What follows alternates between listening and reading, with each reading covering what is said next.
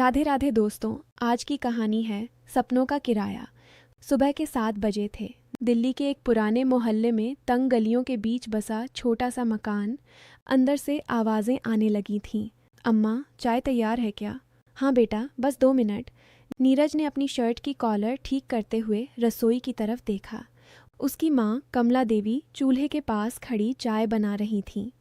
नीरज की पत्नी रचना अभी भी बेडरूम में बच्चों को तैयार कर रही थी। 7 साल की छोटी सी प्रिया और 5 साल का आरव स्कूल जाने के लिए बैग पैक कर रहे थे।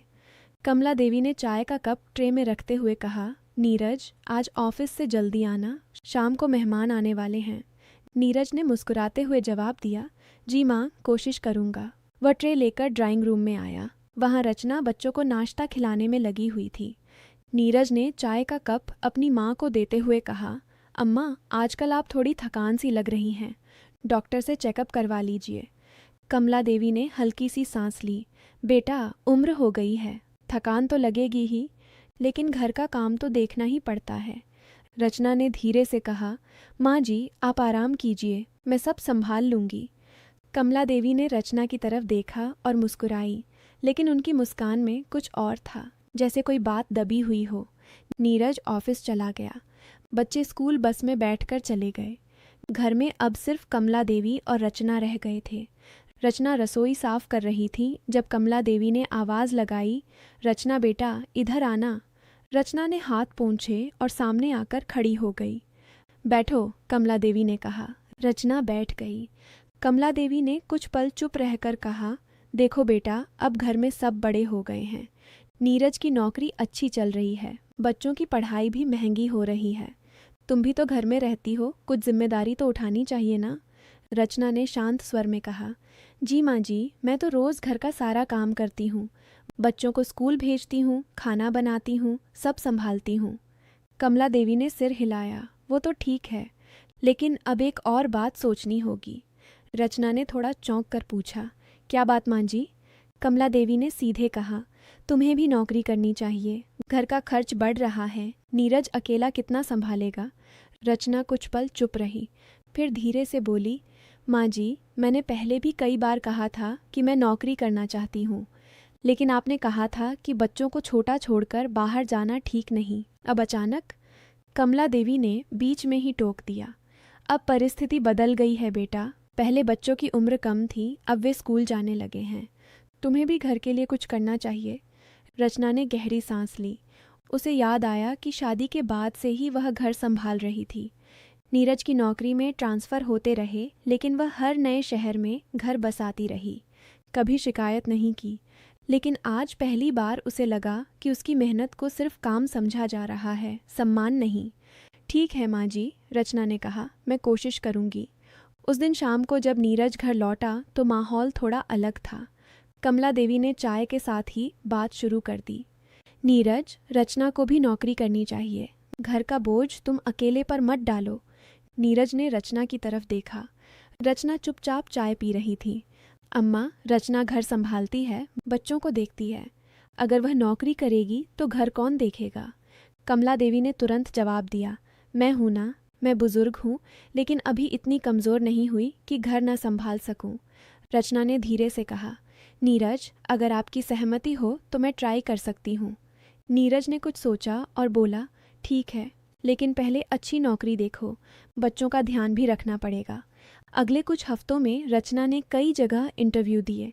आखिरकार उसे एक छोटी सी आईटी कंपनी में जॉब मिल गई। सैलरी अच्छी नहीं थी, लेकिन शुरुआत के लिए ठीक थी। ऑफिस घर से सिर्फ आधा घंटा दूर था। पहले महीने सब ठीक चला।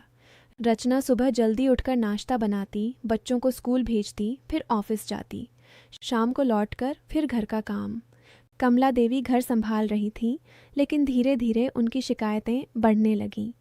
रचना, आज दाल में नमक कम था। रचना, बच्चों के यूनिफॉर्म नहीं धुले। रचना, तुम्हारे ऑफिस के कारण घर में अनुशासन नहीं रह गया। रचना चुपचाप सुनती और काम करती जाती, लेकिन अंदर ही अंदर वह थक रही थी। 3 महीने बाद एक शाम नीरज जल्दी घर आ गया। कमला देवी ने तुरंत उसे बुलाया, बेटा बैठो, आज एक ज़रूरी बात करनी है। नीरज बैठ गया। रचना भी रसोई से बाहर आई। कमला देवी ने कहा, देखो, रचना की सैलरी अब घर में आ रही है, लेकिन खर्च भी बढ़ गया है। अब एक नया नियम बनाना होगा। रचना का दिल धड़कने लगा। कमला देवी ने सीधा कहा, रचना की पूरी सैलरी अब मेरे हाथ में आएगी। मैं घर का बजट बनाऊंगी। कमरे में सन्नाटा छा गया। नीरज ने चौंक कर पूछा, अम्मा ऐसा क्यों? क्योंकि मैं इस घर की मालकिन हूँ। सब कुछ मेरी नज़र में होना चाहिए। बहू की कमाई घर की कमाई है। रचना ने शांत स्वर में कहा, माँ जी, मैं अपनी सैलरी से बच्चों की फीस, दूध और घर का कुछ खर्च खुद ही दे रही हूँ। बाकी नीरज देते हैं। कमला देवी ने सख्त आवाज़ में कहा, नहीं बेटा, अब पूरी सैलरी घर में आएगी। तुम्हें सिर्फ पॉकेट मनी मिलेगी। रचना ने नीरज की तरफ देखा। नीरज चुप था। रचना ने धीरे से कहा, माँ जी, मेरी भी कुछ जिम्मेदारियाँ हैं। मेरी माँ अकेली रहती हैं। कभी कभी उन्हें पैसे भेजने पड़ते हैं। कमला देवी हंस पड़ी। वो तुम्हारी माँ है, उसकी जिम्मेदारी तुम्हारे भाई की है। यहाँ तुम इस घर की बहू हो। रचना की आंखें नम हो गईं, लेकिन वह रोई नहीं। उस रात रचना को नींद नहीं आई। वह बिस्तर पर लेटी छत की तरफ देख रही थी। नीरज सो चुका था। उसने धीरे से खुद से कहा, 8 साल से इस घर के लिए सब कुछ किया, लेकिन आज मुझे मेहमान समझा जा रहा है। अगले दिन ऑफिस में रचना का मन नहीं लगा। लंच के समय वह अपनी सहेली प्रिया के पास गई। प्रिया, मुझे लगता है कि मुझे कुछ करना चाहिए। प्रिया ने पूछा, क्या हुआ? रचना ने सारी बात बताई। प्रिया ने कहा, रचना, तुम्हें अपना अधिकार समझना चाहिए। तुम कमाती हो, घर संभालती हो, फिर भी सम्मान नहीं मिल रहा। रचना ने सोचा और शाम को घर लौटते हुए एक फैसला कर लिया।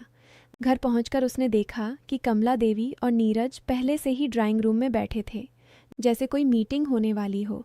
रचना ने बैग रखा और शांत स्वर में कहा, माँ जी, आपने कल जो कहा था उसके बारे में सोचा मैंने। कमला देवी ने मुस्कुराते हुए कहा, बहुत अच्छा, तो आज से तुम अपनी सैलरी मुझे दे दोगी। रचना ने धीरे से कहा, नहीं माँ जी। कमरे में सन्नाटा छा गया। नीरज ने चौंक कर कहा, रचना, क्या कह रही हो? रचना ने शांत लेकिन मजबूत आवाज़ में कहा, माँ जी, मैं पूरी सैलरी नहीं दूंगी। मैं घर का खर्च पहले की तरह बांट कर देती रहूंगी, लेकिन अपनी कमाई पर मेरा भी अधिकार है। कमला देवी का चेहरा लाल हो गया। यह क्या ज्यादती है? बहू होकर माँ से इस तरह बात कर रही हो। रचना ने कहा, माँ जी, मैं बहू हूँ लेकिन गुलाम नहीं। मैंने 8 साल तक बिना कुछ कहे घर संभाला। अब जब मैं कमाने लगी हूँ तो अचानक मेरी कमाई पर हक जताया जा रहा है। कमला देवी ने नीरज से कहा, बेटा देखो, तुम्हारी पत्नी क्या कह रही है। नीरज ने रचना से कहा, रचना, अम्मा की बात मान लो, घर में शांति रहेगी। रचना ने नीरज की तरफ देखा और धीरे से बोली, नीरज, अगर शांति के नाम पर मुझे अपना अधिकार छोड़ना पड़े तो मैं यह शांति नहीं चाहती। कमला देवी खड़ी हो गई। तो फिर इस घर में रहने का क्या मतलब? अगर घर की बहू ही घर के खिलाफ है तो?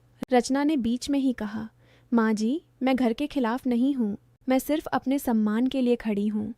उस रात घर में भारी सन्नाटा था। कोई कुछ नहीं बोल रहा था। रचना ने अपने बच्चों को सुलाया और खुद अपने कमरे में चली गई। अगले दिन सुबह कमला देवी ने फिर बात शुरू की। रचना, कल रात जो हुआ उसे भूल जाओ। आज से सैलरी मेरे पास आएगी। रचना ने चुपचाप चाय बनाई और सबको दी। फिर उसने अपनी पर्स से एक छोटी सी डायरी निकाली और मेज़ पर रख दी। माँ जी, ये क्या है? नीरज ने पूछा। रचना ने शांत स्वर में कहा, पिछले 8 सालों का हिसाब। कमला देवी ने डायरी उठाई। अंदर लिखा था, हर महीने रचना ने कितना खर्च किया, कितना बचाया, बच्चों की फीस, दवाइयाँ, घर का सामान, सब कुछ। रचना ने कहा, माँ जी, शादी के बाद से मैंने कभी अपनी मर्जी से एक भी रुपया नहीं खर्च किया, सब घर के लिए। लेकिन आज जब मैं कमाने लगी तो मुझे मेहमान समझा जा रहा है। कमला देवी ने डायरी फेंक दी। यह सब नाटक है। रचना ने धीरे से कहा, नाटक नहीं माँ जी, सच है। और एक और सच बताती हूँ। वह उठी और अपनी अलमारी से एक फाइल निकाल कर लाई। ये क्या है? नीरज ने पूछा। रचना ने फाइल खोली। अंदर पुराने कागज़ थे। 3 साल पहले जब नीरज की नौकरी अचानक चली गई थी, तब 6 महीने तक घर का सारा खर्च मैंने अपने पुराने बचत खाते से चलाया था। आप लोगों को पता भी नहीं था कि मेरी शादी से पहले मेरी दादी ने मेरे नाम कुछ ज़मीन छोड़ी थी। मैंने उसकी बिक्री से पैसा लिया और घर चलाया। नीरज की नौकरी फिर लग गई, लेकिन उस पैसों का हिसाब मैंने कभी नहीं मांगा। कमला देवी स्तब्ध थीं। रचना ने आगे कहा, माँ जी, मैंने कभी यह बात नहीं बताई क्योंकि मुझे लगता था कि यह मेरा परिवार है, लेकिन आज जब आप मेरी कमाई पर हक जता रही हैं तो मुझे भी अपना हक याद आ गया। नीरज ने फाइल देखी और चुप हो गया। कमला देवी ने कांपती आवाज़ में कहा, तो अब क्या चाहती हो, हमें घर से निकाल देगी? रचना ने उनकी तरफ देखा। उसकी आंखों में आंसू थे, लेकिन आवाज़ मजबूत थी। नहीं माँ जी, मैं किसी को घर से नहीं निकालना चाहती, लेकिन अब अपमान भी नहीं सहना चाहती।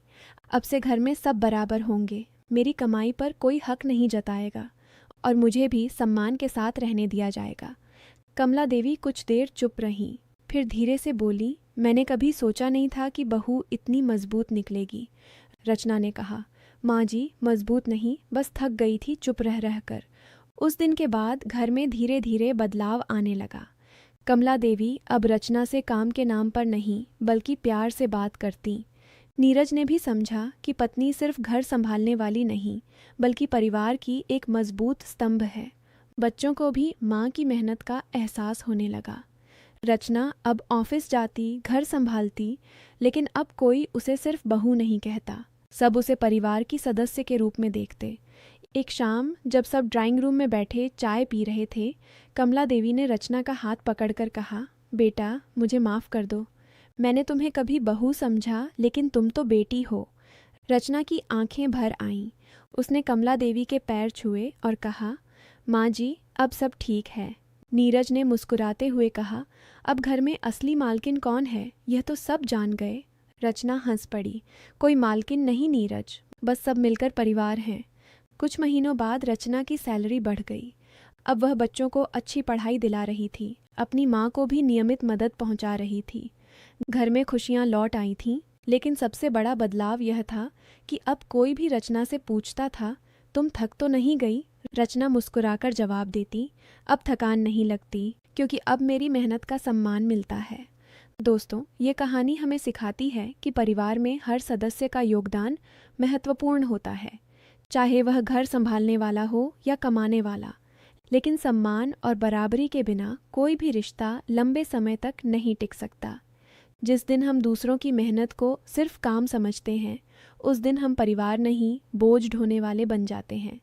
लेकिन जब हम एक दूसरे का सम्मान करते हैं, तब घर सचमुच घर बनता है। अगर कहानी दिल को छू गई हो तो लाइक करना, शेयर करना और चैनल को सब्सक्राइब ज़रूर करें। राधे राधे। धन्यवाद।